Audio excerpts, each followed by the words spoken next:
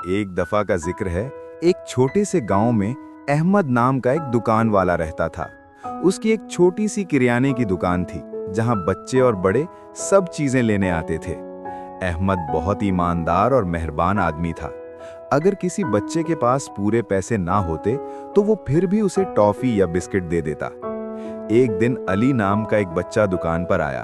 उसके पास सिर्फ थोड़े से पैसे थे, लेकिन वो एक बिस्किट का पैकेट लेना चाहता था। अहमद ने मुस्कुराकर कहा, कोई बात नहीं बेटा, ये बिस्किट ले जाओ और बाकी पैसे कभी और दे देना। अली बहुत खुश हुआ और उसने अहमद का शुक्रिया अदा किया। अगले दिन अली अपनी अम्मी के साथ दुकान पर आया और बाकी पैसे अहमद को दे दिए। अहमद ने खुश होकर कहा, तुम बहुत ईमानदार बच्चे हो। गांव के सब लोग अहमद की दुकान पर आना पसंद करते थे, क्योंकि वो न सिर्फ चीजें बेचता था, बल्कि सबके साथ मोहब्बत और अच्छा सलूक भी करता था।